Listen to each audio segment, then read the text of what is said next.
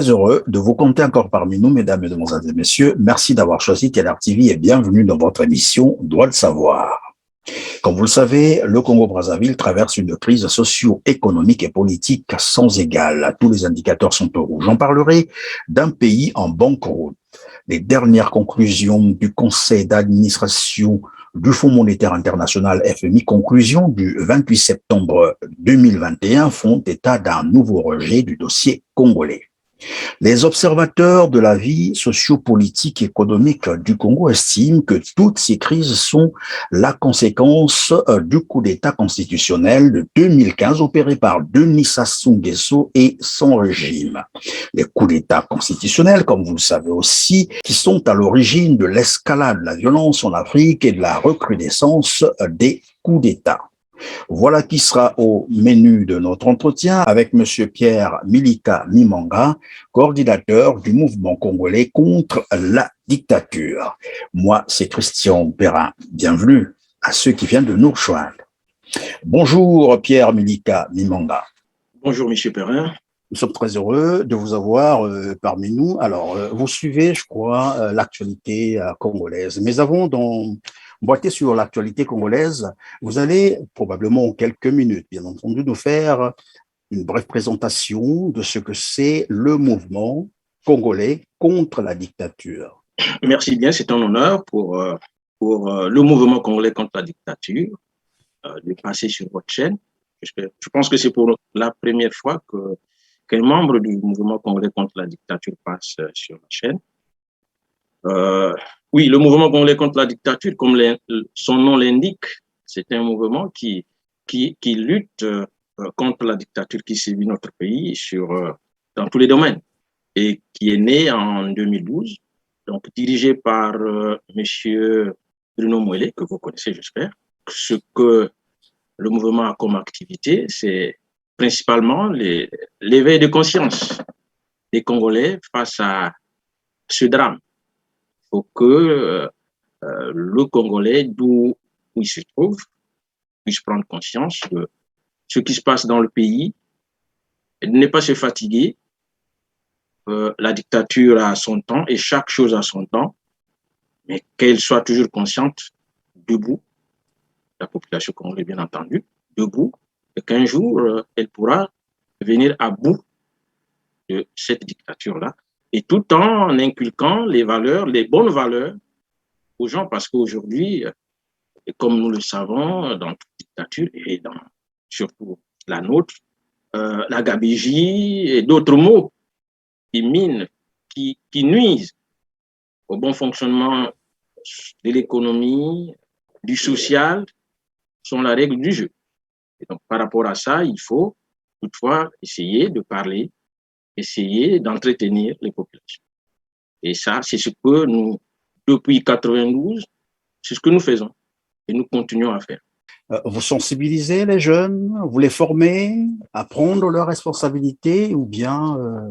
Oui, d'une manière ou d'une autre, nous le faisons, mais ce qui est vrai, c'est que nous ne pouvons pas tenir des meetings, des grands meetings ou des grandes réunions au Congo-Brazzaville parce qu'on nous a refusé le récépissé. Nous ne pouvons pas depuis 2012. Donc, au niveau du Congo, nous ne pouvons pas mener des activités de façon officielle.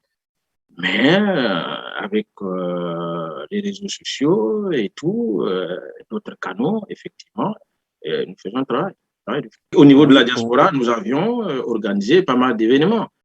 À Paris, les universités d'été, le MCCD en a organisé pratiquement 4 éditions où nous avons invité beaucoup des acteurs politiques de la diaspora à prendre la parole. On a véhiculé les messages de combat. Alors, qui dit donc la lutte contre la dictature, c'est aussi militer pour la libération des prisonniers politiques, des prisonniers d'opinion, et aussi lutter contre la violation des droits et libertés fondamentaux. Alors, vous avez probablement appris que le gouvernement congolais a décidé finalement à réintégrer le général Jean-Marie Michel Mokoko dans sa cellule à la maison d'arrêt alors il était en pleine assistance médicale, c'est-à-dire qu'il n'est pas très bien portant. Qu'est-ce que vous pensez de cette décision du gouvernement congolais? Bon, le mouvement congolais contre la dictature en tant que structure n'a pas statué sur ça. En tout cas, on n'a pas échangé sur la question. Néanmoins, n'empêche que je peux donner un peu une aperçu, mais peut-être pas trop politique, social. En tant qu'humain, une personne vulnérable, malade, mérite les soins, mérite une attention particulière, soit de sa famille ou des services appropriés. Donc, sur ce point, nous ne sommes pas d'accord avec, je ne sais pas ce que vous appelez autorité, mais en tout cas avec la dictature de Brazzaville. On n'est pas d'accord une personne, soit tel Mokoko ou pas, hein, soit traitée de cette manière. Maintenant, sur le plan politique, bon, c'est beaucoup mitigé.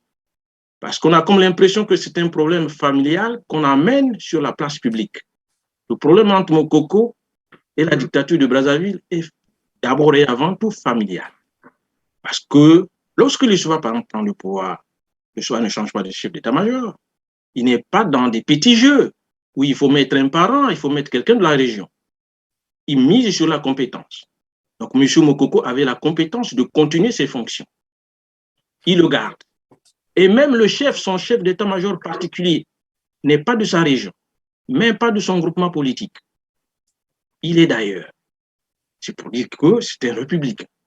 Et M. Mokoko est le premier à défier les institutions républicaines, à défier le président de la République élu, à défier le gouvernement. Il se rallie à son parent, qui est M. Sassou Nguesso, pour mener la guerre à la jeune démocratie congolaise, pas à M. Lissouba. Imaginez, si vous voyez la photo de famille après qu'ils aient vaincu la jeune dictature, et plutôt la jeune démocratie, dans cette photo de famille restreinte, M. Mokoko est là. Ça veut dire que c'est un acteur important, hein, parmi ceux-là qui ont mis en cause la jeune démocratie congolaise pour ramener ce monsieur, ce monstre-là. Et donc, chemin faisant, M. Mokoko ne sait pas piqué par quoi, il se met contre son frère. Son frère n'est pas d'accord de ça. Et les politiques veulent s'en accaparer. Non, nous l'avions déjà dit par le passé, qu'il ne peut pas avoir. Vous pouvez être un très bon avocat du monde. Vous ne pouvez pas faire sortir M. Mokoko. Le problème entre M. Mokoko et la dictature de Brazzaville, notamment son frère, M. Denis Sassou Nguesso, est privé. Le jour que M. Sassou va décider de mettre M. Mokoko dehors, va le faire sans problème. Mais en tant qu'humain, vu les conditions dans lesquelles il est, vu sa situation de santé, ça ne peut que nous écœurer. Pas normal. Politiquement, M. Mokoko n'a jamais même demandé pardon à la population congolaise. Jamais.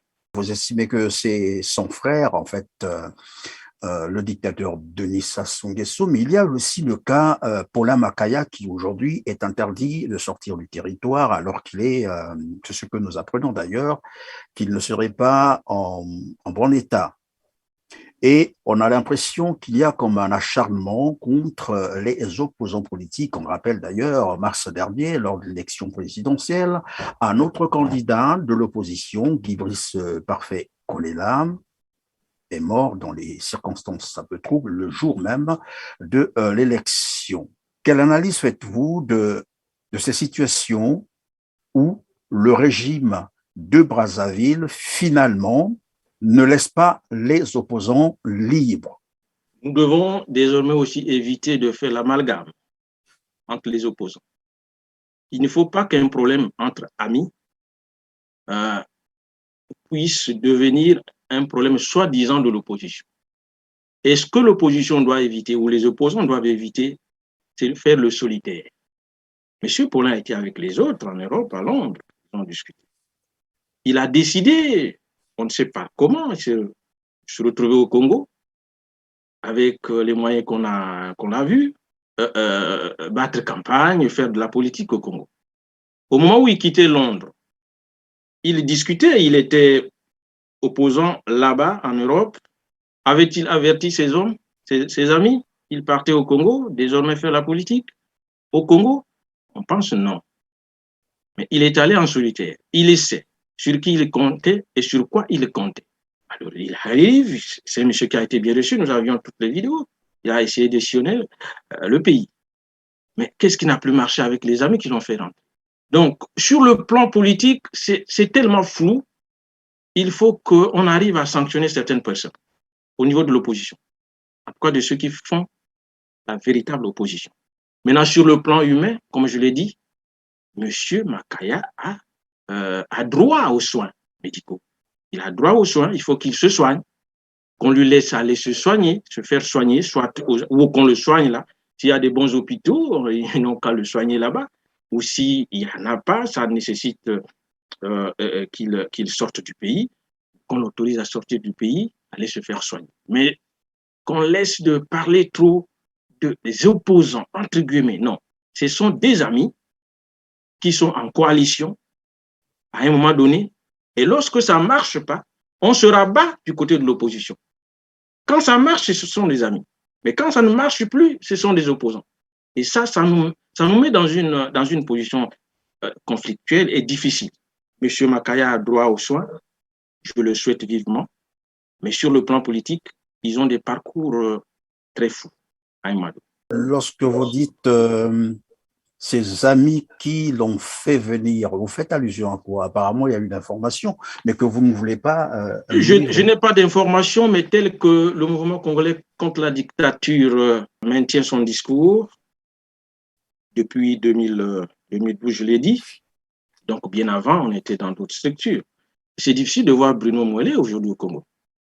En tout cas, si vous voyez dans les conditions actuelles, M. Bruno Mouelé faire la politique au Congo, dites qu'il y a un problème dans les conditions actuelles. Hein?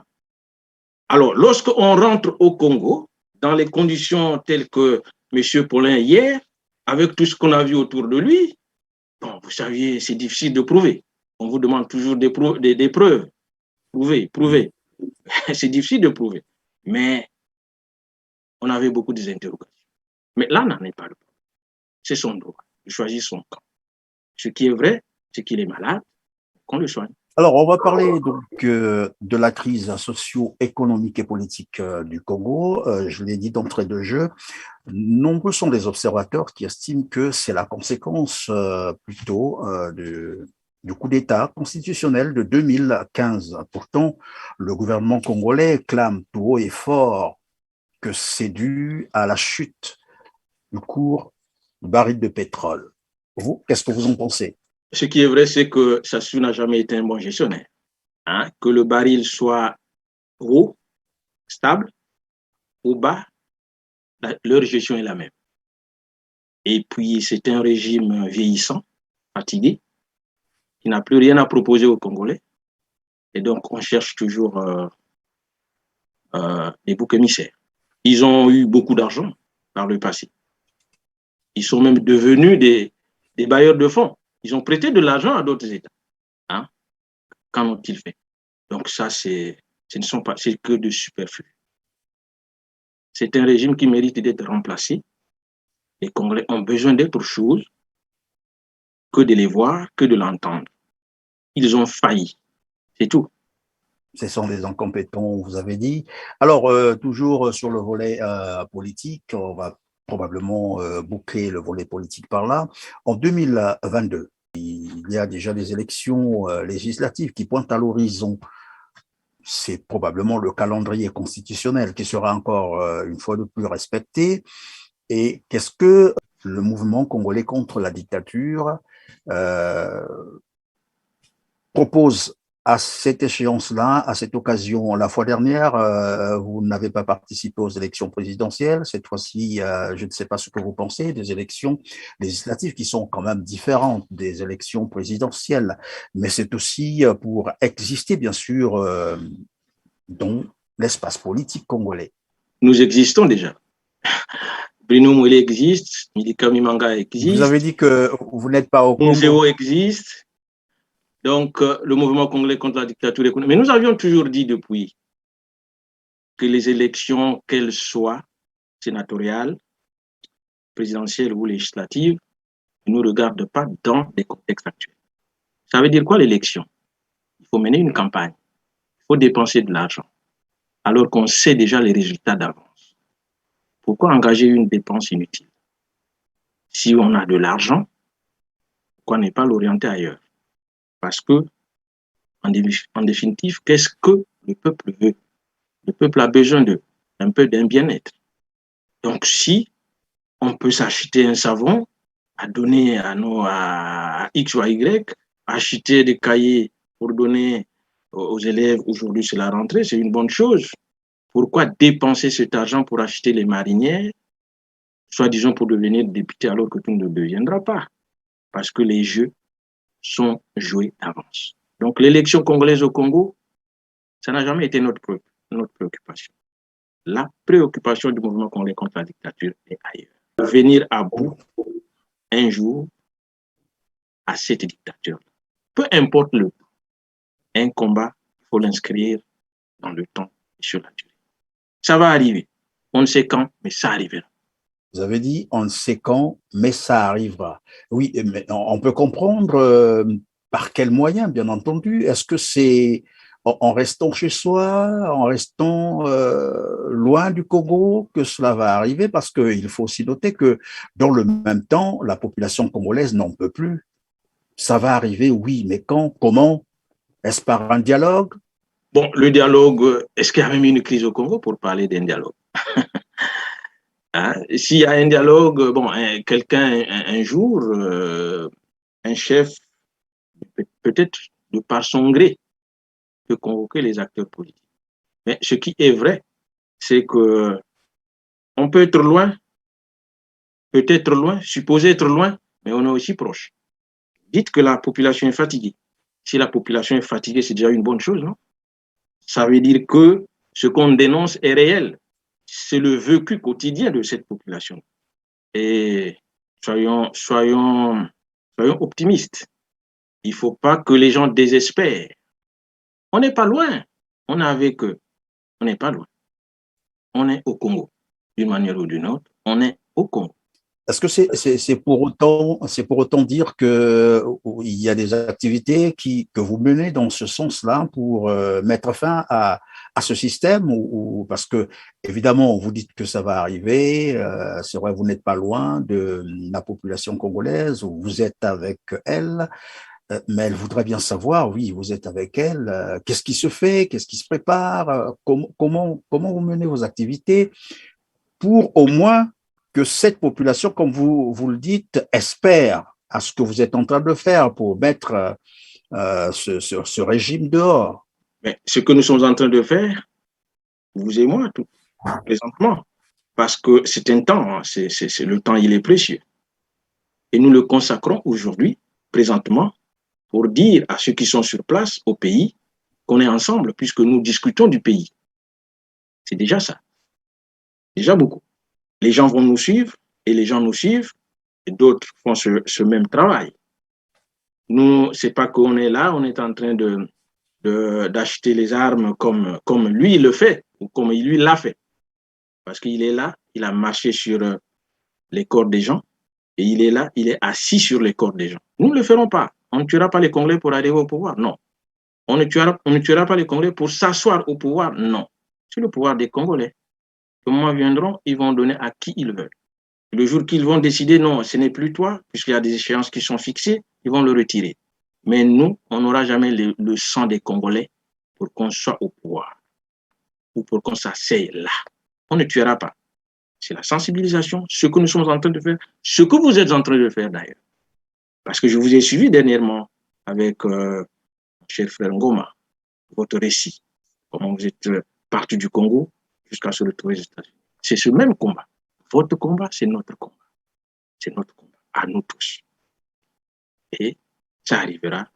Ce que vous êtes en train de faire, nous le souhaitons que vous le fassiez au Congo demain. Vous êtes des compétences. Et le Congo en a besoin.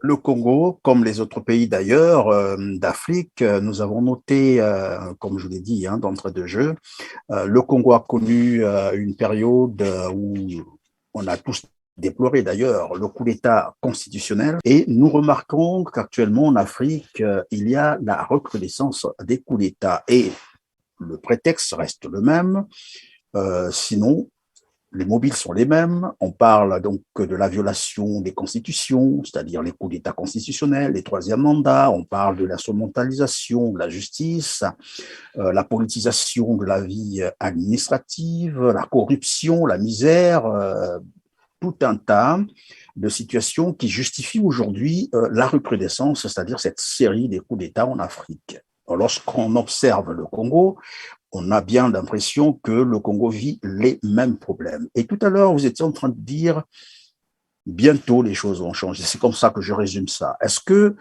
pour autant dire que, puisqu'il y a un adage qui dit, les mêmes causes ont les mêmes effets, est-ce pour autant dire que le Congo court, est sur la pente, bien entendu, et risque de vivre la même situation que chez les autres? Bon, vous dites d'abord que vous déplorez, les conditions sont les mêmes. Ça dit de M. Chassou parce que rien n'a changé puisqu'on s'approche des élections dans les mêmes conditions. Et vous évoquez des coups d'État. Bon, on peut déplorer la situation des coups d'État bon, dans ces genres de pays. Hein, ces deux pays, le Mali et puis la Guinée, parce que voilà, le Mali qui était bon, le président a été élu démocratiquement. Je ne crois pas qu'il a changé de constitution pour un troisième mandat. C'est un problème de gestion et que les attentes des populations n'ont pas reçu ce qu'ils attendaient et qu'elle était fatiguée, et bon, aussi manipulée par les politiques qui sont arrivés au coup d'État. Est-ce que c'était la bonne solution? Je pense non. Parce que le début d'une démocratie est difficile. Même les démocraties dont nous prenons pour référence, ce sont des vieilles démocraties qui ont aujourd'hui plus de 200 ans. Alors nous, à peine 5 ans, on veut que tout soit juste. Alors que deux fois, on hérite des pays économiquement délabrés. Et socialement, tout est à refaire. C'est vrai, il y a un discours de campagne. J'arrive, bon, c'est comme si avec une baguette magique, tout va se régler. Malheureusement, lorsqu'on constate la situation réelle du pays sur tous les plans, c'est la catastrophe. Il est difficile de satisfaire les électeurs ou les populations. En ce moment, il y a la grogne. Et les politiques, donc les opposants, souvent, s'en profitent. Et est-ce que c'est la solution de mettre un terme? On ne pense pas. Il faut lutter pour qu'on parte à terme et s'il y a un renouvellement, on renouvelle. Donc les coups d'État, le kaki et la démocratie n'ont jamais fait bon ménage. Ça, c'est le cas du Mali, par exemple. On arrive en Guinée, c'est une déception parce que les gens de la carrière de Condé, comme en Côte d'Ivoire avec Gbagbo, c'est des personnages que nous avons rêvé. Qu'une fois accédés aux affaires, c'est vrai que sur le plan économique, surtout sur le plan économique, ce n'est pas facile, ce n'est pas, franchement, en 5 ans, satisfaire toutes les attentes, non. Mais au moins sur le plan politique, démocratique, on devrait constater des avancées parce que ces gens-là ont passé tout leur temps à lutter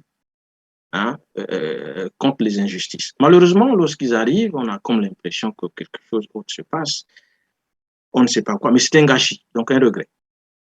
Est-ce que c'est pour autant qu'il faut saluer ce coup d'État? Bon, il n'y a que le peuple guinéen qui savent.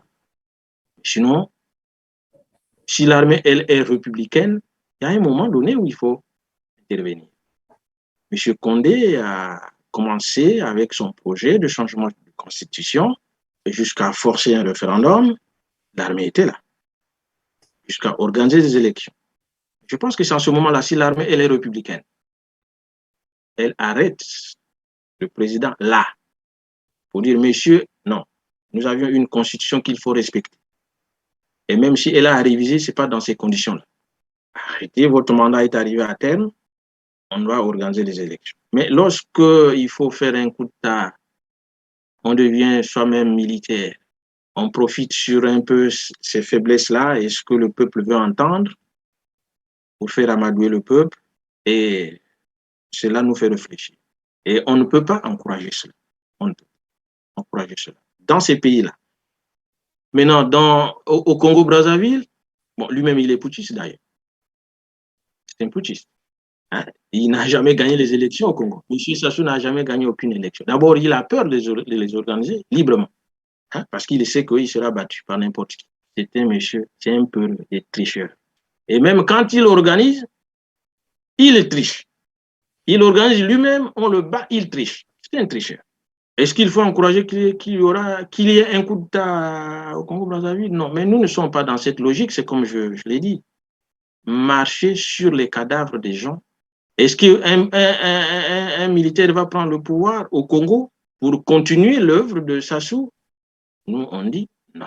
Face à la confiscation de l'alternance démocratique et politique, il faut le dire comme ça, et face à ces régimes totalitaires qui finalement ne veulent plus lâcher le pouvoir, ces présidences à vie avec les troisièmes mandats, est-ce qu'il faut toujours continuer à attendre, parce que, bon, comme souvent disent les Congolais, Dieu fera, c'est cela, pour qu'il y ait alternance démocratique, où il faut procéder, bien entendu, par peut-être d'autres méthodes, je ne dis pas toujours les coups de force, mais il faut une alternative pour mettre terme à ces régimes. Qu'est-ce que vous proposez, par exemple, à ce niveau-là?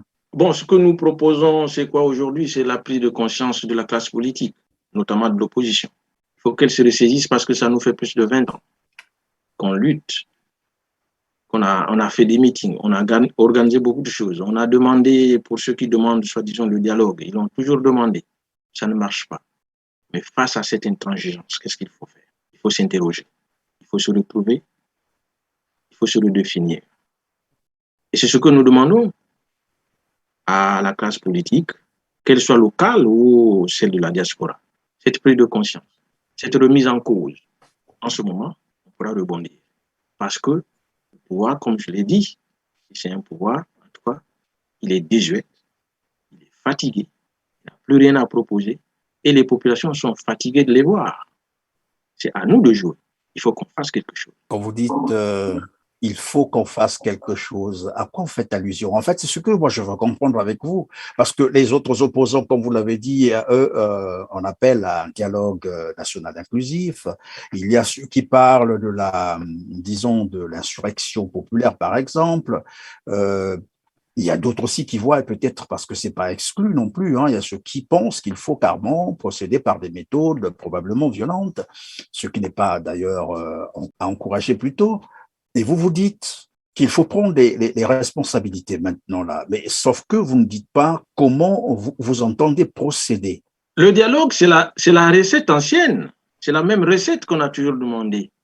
Parce que pour qu'il y ait un dialogue, il faut qu'il y ait un problème. Il faut qu'il y ait un couac. Or, pour M. Sassou, tout va bien.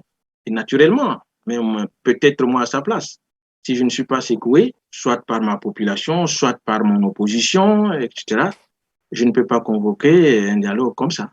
Parce que ce sont des choses qui peuvent te mettre en cause aussi. Mais puisque devant ce refus, ça fait combien de temps qu'il demande le dialogue? Que lui, il les organise à sa manière.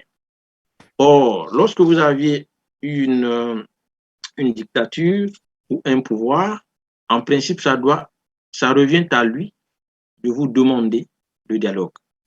S'il se sent coincé, hein, et là, il vous demande le dialogue. Mais s'il n'est pas coincé, il gère.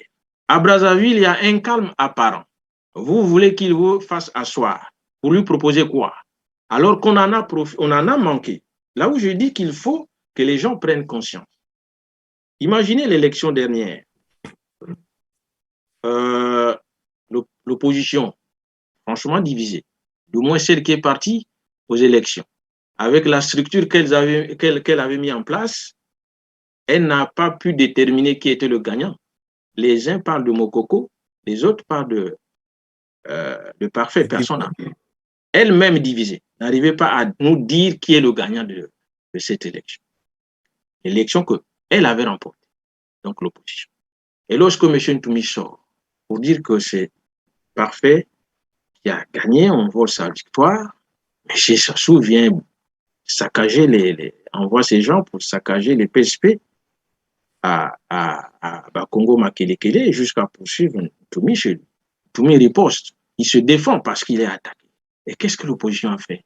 Les mêmes, c'est pas lui qui a participé à l'élection, c'est pas lui qui devrait être président, mais c'était ceux-là les premiers à encore l'attaquer, le condamner, le vilipender. Il a coupé ce pays pendant près de 2 ans. Le chemin de fer ne marchait plus. M. Sassou a organisé les élections sur toute l'étendue du territoire, sauf là où M. Ntoumi contrôle. Mais c'était le moment aussi de continuer M. Sassou. Donc c'était le moment de porter main forte à M. Ntoumi. Qu'est-ce qu'on a fait? On est rentré dans ces mêmes divisions. Les Mounari sont sortis avec des déclarations tapageuses. C'est comme si elle était la vraie opposante. Face à ça, face à ce mur, voilà pourquoi je dis nous devons nous redéfinir. Parce que le leader, ce n'est pas n'importe qui est leader. Hein. Ce n'est pas parce qu'on a plus de diplômes, ce n'est pas parce qu'on a beaucoup d'argent, ce n'est pas parce qu'on est le plus beau. Ça, ce sont des caractéristiques innées. Et donc, il faut que nous arrivions à écarter le complexe en nous. C'est-à-dire que dans le groupe, il y a un ami, un frère qui se dégage. Il faut le propulser. Il ne faut pas se dire, moi j'ai plus d'argent que lui, il faut que ça soit... Non. Il y a des gens, quand il arrive dans un groupe, quand il prend la parole, tout le monde l'écoute. Et pourtant, il n'a rien. Les messieurs Kolela, là, n'étaient pas des riches ou des plus riches que les autres. Les Mandela n'étaient pas les plus riches. Le parti, l'ANC n'est même pas créé par Mandela. Celui qui a créé l'ANC, lorsqu'il a vu Mandela, Mandela a parlé et dit, voilà le leader que je cherchais. Voyez-vous? Et donc, nous, on doit enlever ce complexe. Voyez ce qui se passe dans la diaspora aujourd'hui. Ces doublures-là, ils n'ont même pas la capacité de mener un débat démocratique au sein de leur structure. Dès qu'il y a un petit couac, on sort pour aller créer une autre structure. Donc, les structures, en 3 ans, en 4 ans, ça se multiplie. On peut vaincre une dictature de cette manière-là? Non. Apprenons à discuter. Apprenons la démocratie dans nos structures. Et ça va nous aider. Mais si, dès que l'autre donne un point de vue différent du sien, ce n'est plus toi. Tout le monde veut qu'on l'appelle président, qu'on l'appelle secrétaire général. À ce moment-là, il y a un problème. Donc, si je dis la prise de conscience, la redéfinition de notre combat. Vous parlez de la reprise de conscience, la redéfinition du combat. Et tout à l'heure, lorsque je vous ai entendu parler, vous avez dit qu'il y a un comportement affiché par les opposants congolais que vous n'appréciez pas quand l'autre est en pleine activité. Vous avez pris d'ailleurs le cas de Ntoumi qui était en face du régime de Brazzaville, les autres ne l'ont pas soutenu.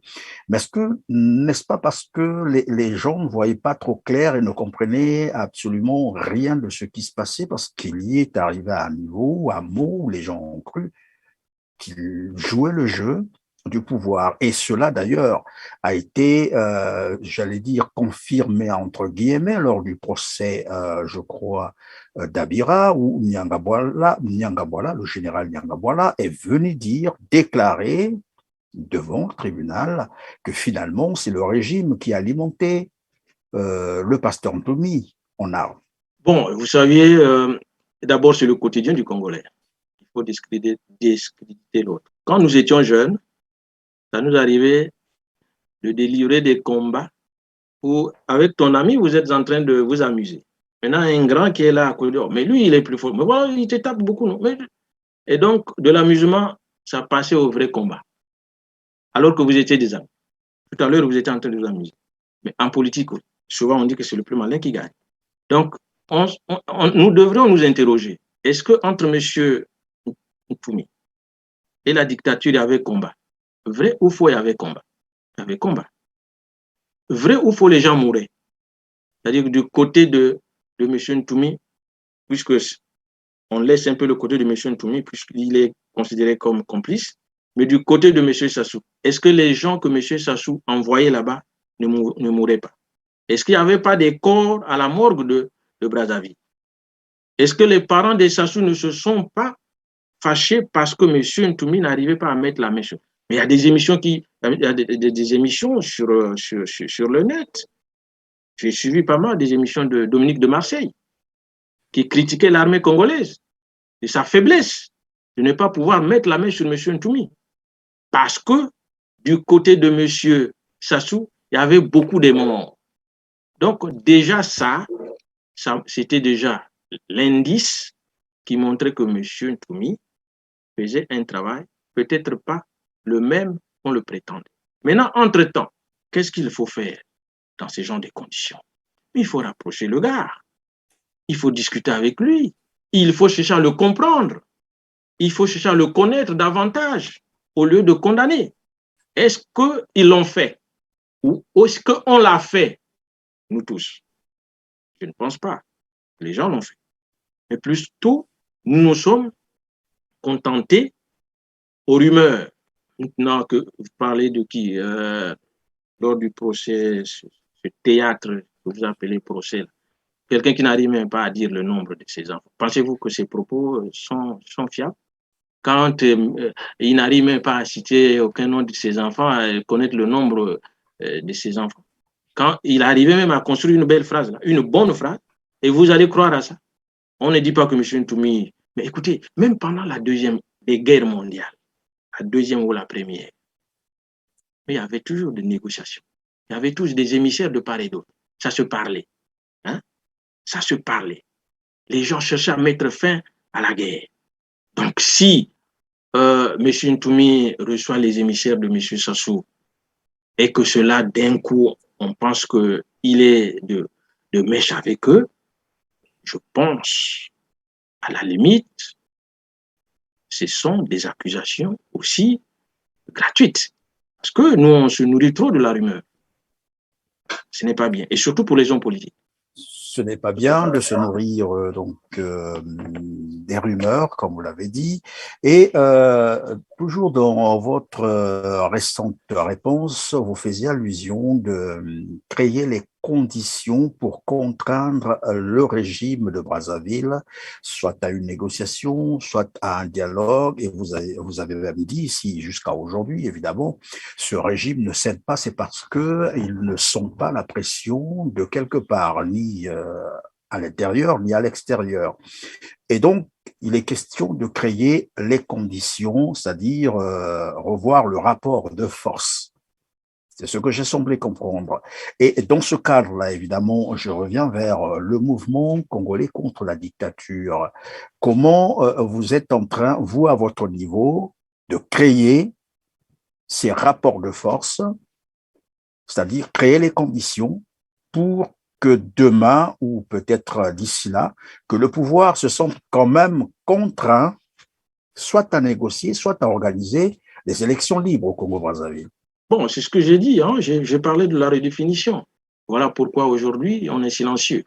Et le président du mouvement congolais contre la dictature est dans les consultations. Donc la première des choses, c'est effectivement essayer de revoir comment discuter, parler avec l'opposition de façon générale, donc celle de la diaspora et l'opposition locale. Et ça, le président du mouvement congolais contre la dictature est en pleine action. Il faut que tous les leaders des partis politiques, grands, petits, soient-ils, se parlent et essaient de voir, comme je l'ai dit, il y a beaucoup de mots qui nous minent. Hein? L'estime de soi, les gens pensent que moi c'est moi, je ne peux pas être sous X ou Y. Non.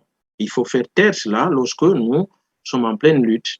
Hein? Et si une fois le terrain nous permet de pratiquer la politique librement, en ce moment, chacun est libre de présenter ce qu'il a comme capacité ou potentialité afin de convaincre le peuple. Donc aujourd'hui, nous ne disons pas, comme je l'ai dit tantôt, qu'on est en négociation avec des groupes militaires, non. Mais le président, aujourd'hui, puisque c'est sa tâche, c'est la tâche que nous l'avions confiée, c'est le mouvement, de discuter avec les autres mouvements, les autres, disons, leaders des mouvements, et essayer de revoir comment on peut se relancer. Mais ce n'est pas par rapport à une élection quelconque. Non, notre lutte ne se situe pas par rapport à une élection. quelqu'un peut organiser l'élection et puis demain, il n'est plus là. Ibeka en a gagné, il en a fait combien de temps pour continuer son mandat? Alpha en a gagné, il en a fait combien de temps pour continuer d'exercer ce mandat? Donc, notre lutte ne se limite pas à une élection quelconque. Nous luttons, nous avions vu, nous avions remarqué, nous avions constaté que ça fait un moment qu'on a stagné et qu'on est plongé un peu dans des petites considérations inutiles, nuisantes. Et pendant ce temps, effectivement, la dictature se pérennise au pouvoir. Et que, bon, selon certaines indiscrétions, on est en train de préparer un successeur. Alors, donc, par rapport à ça, est-ce qu'il faut qu'on reste inerte? Non. Il faut effectivement prendre, s'il faut le qualifier, ce moment d'échec. Qu'est-ce qui a fait que depuis là, et pourtant, on est engagé, déterminé, on a des gens, mais pourquoi on est sur place? Qu'on n'a pas pu obtenir quelque chose? Qu'est-ce qui n'a pas marché? Où ça a failli? Et ça, c'est un travail que l'opposition, elle est vraiment en grande responsable, elle-même en grande partie responsable de ce que nous vivons, parce qu'en fait, M. Sassou aussi n'est pas fort comme on le croit. C'est vous qui le dites. Alors, on va passer sur le volet, bien entendu, santé. On va dire quand même un mot là-dessus. Vous avez également suivi, puisque vous suivez l'actualité congolaise, hein, vous avez suivi donc la déclaration annonçant la 27e prolongation de l'état d'urgence sanitaire au Congo-Brazzaville avec, bien entendu, des nouvelles mesures. Il s'agira finalement, d'ici à novembre prochain, de soumettre les Congolais à l'obligation vaccinale.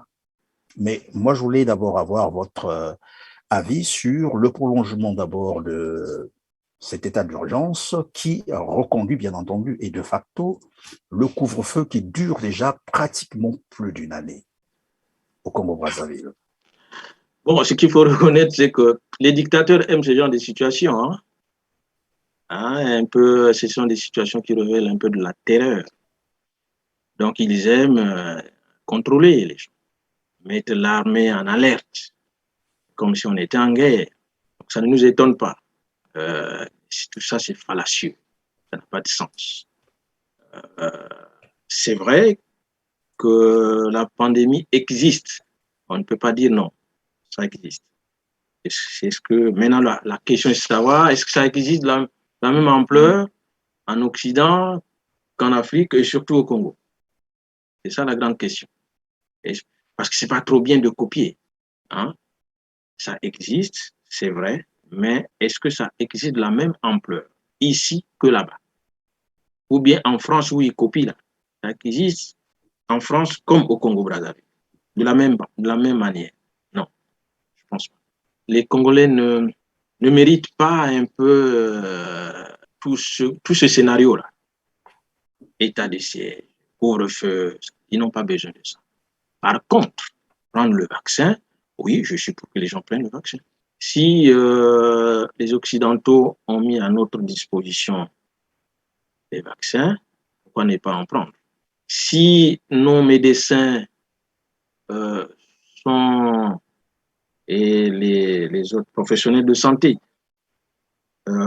sont honnêtes avec les populations pour leur révéler l'existence de la maladie sur le territoire, de l'ampleur de la maladie sur le territoire, mais pourquoi s'opposer à prendre le vaccin? Il faut qu'ils prennent le vaccin.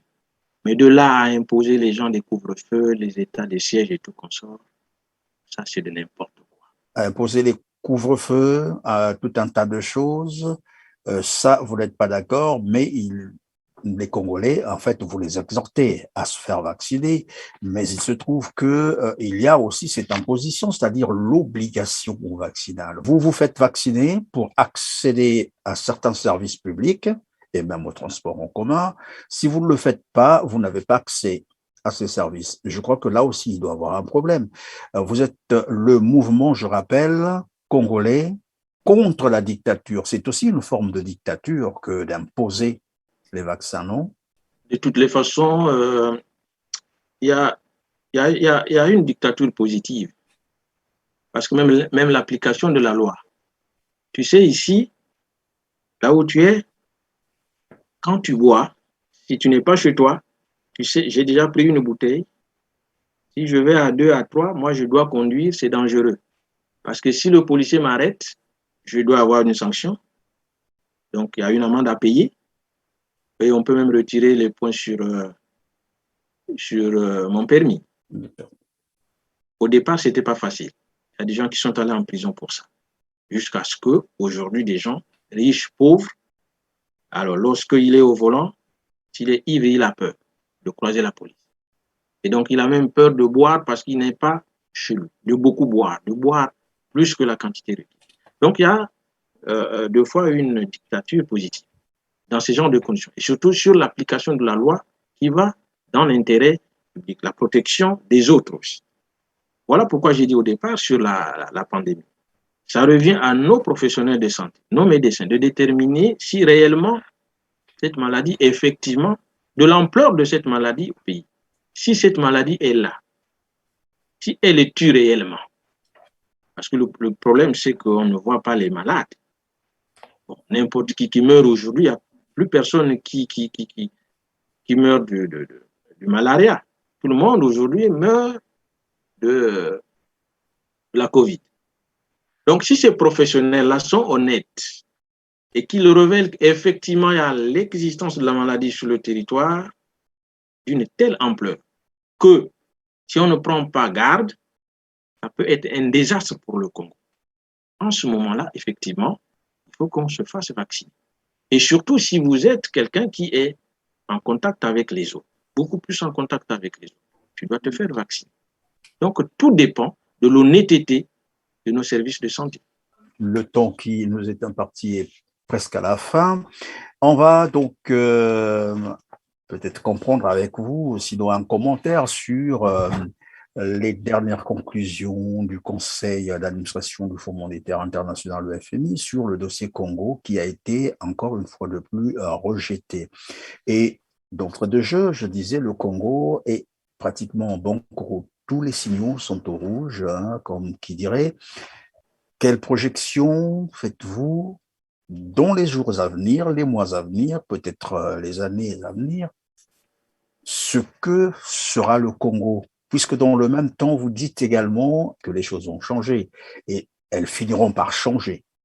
Là, nous sommes en face d'une situation économique, mais je dirais, c'est pas moi peut-être, c'est le qualificatif, que je vais peut-être pointer, chaotique. Comment, si jamais c'est vous qui êtes sur place, au pouvoir, je dis bien si, dans les conditions pareilles, où le pays est en crise lourdement endetté, et là, le FMI vient encore de tourner le dos au Congo-Brazzaville. Quelle alternative auriez-vous proposé? D'abord, pourquoi on est en crise? Un pays qui a eu autant d'argent il y a au moins 10 ans. Pourquoi on est en crise? C'est parce qu'on gère mal. C'est parce que la mauvaise gouvernance est érigée en loi pour ce régime-là, là-bas. La Banque mondiale, le Fonds monétaire international, ils vous donnent de l'argent, c'est pour le fortifier, donc dans des délais raisonnables qu'ils recouvrent leurs intérêts. Donc s'ils refusent ou s'ils bloquent, ça veut dire qu'ils vous posent d'autres exigences après avoir analysé votre mode de fonctionnement et de gestion. Est-ce que votre façon de faire va leur permettre de recouvrir leur argent le plus tôt possible? Et surtout qu'aujourd'hui, parce que lorsqu'on parle de la Banque mondiale, pour le Congo hier, avec le premier partenaire, c'était la France. Aujourd'hui, la France n'est plus le seul partenaire privilégié du Congo. Il y a aussi la Chine. Et donc, si la France constate que c'est à la Chine peut-être de beaucoup, parce que la dette de la Chine, il faut la rembourser, qu'est-ce que la France fait? Elle a beaucoup plus de marge de manœuvre à jouer avec le Congo, qui est considéré comme sa propriété, donc peut bloquer les choses. Mais ce que nous pouvons dire aujourd'hui, c'est vrai, lorsqu'on est à l'extérieur, on a comme l'impression que tout se passe facilement, ou peut se passer facilement, et une fois qu'on est confronté à la réalité, on change de discours. Non. Une chose est vraie, c'est que nous avions l'argent, d'abord au pays. Le pays a l'argent. Hein? Je ne peux pas dire qu'on ne peut pas demander de de l'aide à la communauté internationale, donc à ces institutions-là, mais pas de la manière. Si on est organisé, si on est conscient, si on met vraiment des mécanismes de bonne gestion, hein, des programmes de contre la corruption sur place, on peut essayer de relancer notre économie avec nos fonds à nous. On peut organiser beaucoup de choses avec nous. Parce que nous n'avions jamais fait quelque chose sans demander l'aide interne. C'est incroyable. C'est honteux pour un petit pays en termes de population, qui a des richesses quand même énormes. Mais même pour organiser une élection, il faut demander l'aide de l'Union européenne, il faut demander l'aide du Fonds monétaire. Non, c'est honteux. Donc, si c'est une équipe qui arrivera, qu'elle soit celle dans laquelle le mouvement congolais contre la dictature est là ou pas, ce qu'il y a lieu de faire, c'est qu'il faut assainir les finances publiques. C'est vrai, c'est les mêmes discours qu'on en a entendu, oui, mais elles ne sont jamais appliquées. Hein? Elles ne sont jamais appliquées. Si elles sont appliquées, on a de l'argent sur place. On a de l'argent sur place. On s'organise, on a de l'argent, on peut organiser les élections nous-mêmes sans l'aide internationale, on peut payer nos fonctionnaires nous-mêmes sans l'aide internationale, on peut essayer de relancer l'économie. Maintenant, pour des grands projets, c'est normal qu'on fait recours au grand emprunt. Le grand emprunt nous permet d'investir dans des grands projets, dans l'éducation, dans la recherche, dans la santé et tout. On n'est pas contre l'emprunt, mais il faut que cet emprunt soit bien orienté. Donc, si on est aux affaires, ce qu'il y a à faire, c'est assainir les pouvoirs publics. Il faut donner la possibilité aux jeunes gens, aux personnes qui ont la capacité des affaires, de faire leurs affaires, parce que il n'y a pas que la fonction publique qui est le pourvoyeur des emplois. Or, ce qu'on fait aujourd'hui, c'est quoi? Si ce n'est pas la fonction publique, on n'a pas autre chose. Si ce n'est pas l'armée, il n'y a pas autre chose.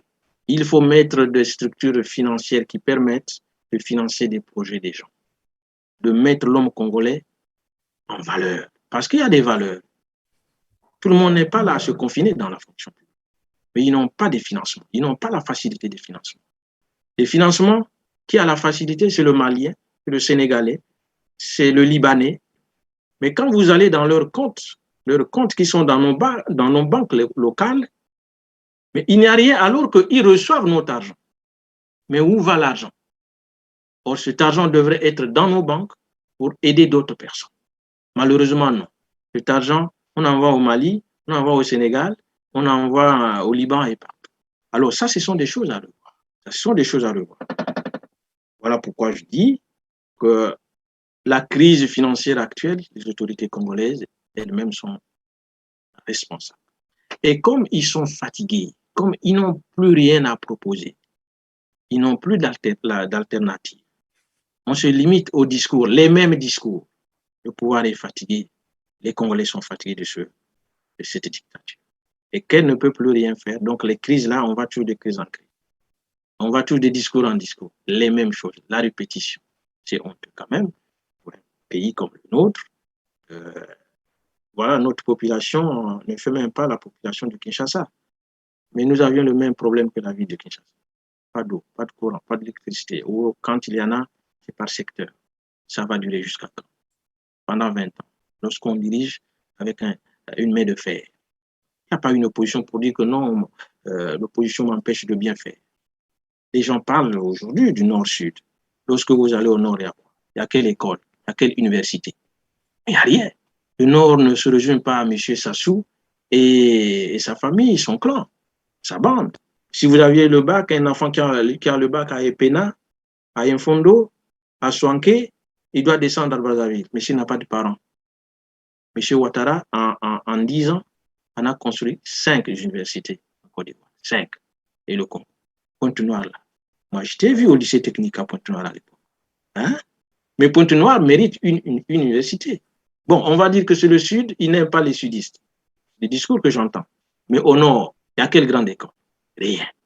Ce monsieur, ce régime est défaillant. Si j'ai bien compris, alors donc les partisans, ceux qui pensent que le Nord est privilégié par ce pouvoir, le disent à tort, le pensent à tort, c'est bien cela. Mais lorsqu'on prend le nordiste lambda, il vit la même situation que le sudiste. Hein, lorsqu'on n'est pas payé, mais c'est tout le monde qui n'est pas payé. Hein, lorsque l'hôpital, le CHU ne marche pas, mais c'est tout le monde qui n'est pas bien soigné. Donc, nord comme sud. Hein? Lorsque les retraités ne sont pas payés, il n'y a pas les retraités qui sont payés parce qu'ils sont de la cuvette. C'est tous les retraités du Congo qui ne sont pas payés. Donc, ces situations-là, tout le monde les vit de la même manière. Hein? Et je venais de prendre l'exemple sur les écoles, par exemple. Le nord du pays n'a pas. Le sud, Brazzaville est pratiquement dans le sud du pays. Donc, au moins, à Pôle-Noir, aujourd'hui, je crois, en 6 heures du temps, tu peux arriver à Brazzaville. C'est vrai, peut-être que tu n'as pas de parents, mais prends un fondo. Il peut y avoir une université dans cette zone là-bas ou même vers Wando et tout comme ça. Il n'a jamais construit ça. Ça veut dire qu'il n'aime pas aussi ces gens-là. C'est lui, sa famille. C'est lui, son gang, son clan. C'est tout. C'est pas vraiment tout le Nord. Et quand vous allez dans les écoles du Nord, que ce soit au Wando, j'ai des gens aussi des parents qui sont là-bas. Mais vous voyez, il y a des pléthores dans les écoles, dans les salles de classe, et les gens s'asseyent à même le sol, comme à Brazzaville, comme dans le sud du pays. Donc les problèmes de ce genre, en tout cas, tout le monde les vit de la même façon. Maintenant, les cadres dans les nominations, et surtout avec, il faut être de telle religion aujourd'hui, bon, écoutez, cela ne veut pas dire que les cadres du Sud ne sont pas utilisés. Aujourd'hui, lesquels qui sont même plus, qu'on peut dire, plus vedettes, que ce soit dans le gouvernement. Vous avez Mabiala, c'est un sudiste. Et vous aviez Thierry, c'est un sudiste. Mais ce sont eux qui sont les vedettes du gouvernement. Hein? Bon, on a eu certains gouvernements où la région de Poul a au moins 5-6 ministres. Donc, bon, voilà, ça, nous, on n'aborde pas la situation, la question comme eux, ils abordent. Hein? Parce que tel qu'ils abordent, c'est comme si les gens du Sud sont soudés. C'est faux.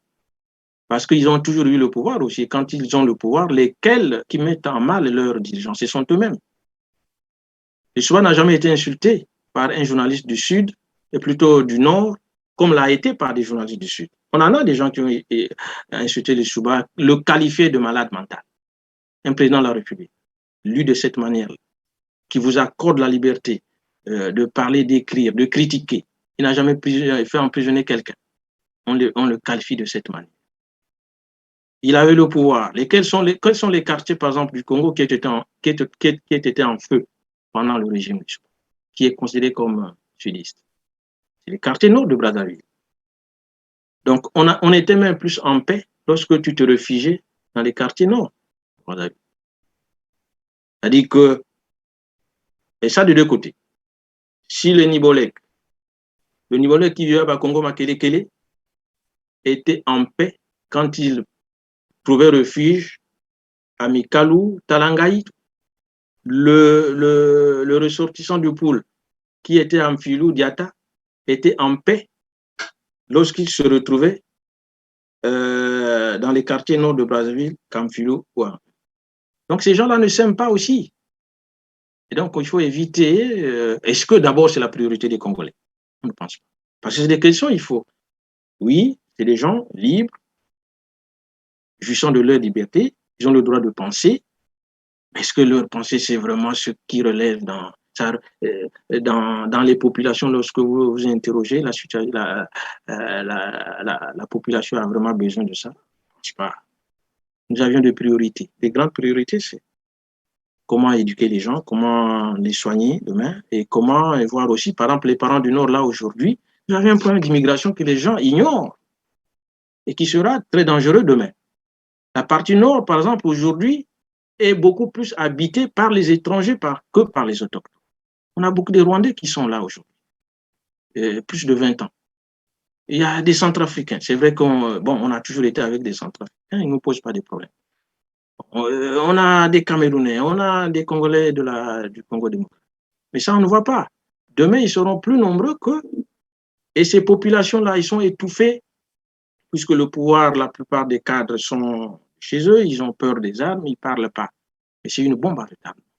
Mais il faut qu'on pense sur ces genres de situations. C'est très dangereux. Demain, ce pays. On va passer, mais les enfants, nos enfants, demain, le pays sera en danger.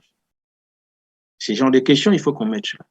On a vu des gens diriger une, je ne peux pas dire une petite entreprise, mais en tout cas une entreprise d'État.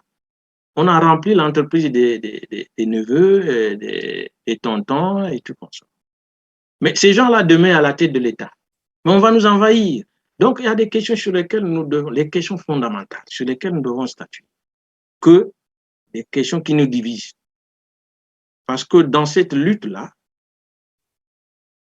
hein, même les gens du Nord, que nous sommes en train de condamner, sont des grands combattants. Des gens comme mon grand frère Jean Gwabi, qui même pendant les Chouba, il est resté à Owando, il demandait le renfort, il ne voulait même pas partir de Owando. Il voulait défendre la démocratie. Pas les Chouba, mais il voulait défendre la démocratie. Malheureusement, le renfort n'est pas arrivé. Mais vous avez des Yatonga qui sont là, qui vous font des vidéos, toutefois, qui parlent sans langue de bois. Mais lorsque vous parlez des opposants, tout à l'heure, en prélude, vous m'aviez posé la question sur le général Mokoko. Mais il est qui? Si vous le prenez, vous le qualifiez comme opposant politique. Et lorsqu'on parle, il faut faire sortir les opposants politiques. Mais lesquels qui sont les opposants politiques? Si ce n'est pas Mokoko, si ce n'est pas Okombi. Mais ils sont d'où? Ils sont du Nord. Donc ça veut dire qu'il y a le Nord aussi qui combat la dictature. Nous devrons être unis. Nous devrons être unis pour que cette dictature, nous arrivons à la mettre hors état de nuire. Mais lorsque nous avions des concepts qui fristent les uns, ce n'est pas normal. Je n'ai pas de leçon à donner, mais sauf que, bon, il faut que nous soyons... c'est-à-dire, lorsqu'on voit l'histoire de notre pays, ce débat n'a pas droit de citer. Bien, voilà, c'est la fin de cette émission. Merci Pierre Milika Mimanga d'avoir répondu à toutes nos questions, mais surtout d'avoir accepté notre invitation. Je rappelle que vous êtes coordinateur du mouvement Congolais contre la dictature, section Amérique du Nord. À vous, chers téléspectateurs aussi, merci d'avoir consacré votre temps si précieux à nous suivre. Restez toujours branchés sur votre canal d'information Téléart TV. Surtout, n'oubliez pas de partager nos émissions, n'oubliez pas de liker. Moi, je vous retrouve très prochainement, mais d'ici là, prenez soin de vous, car chaque jour est une vie. Merci.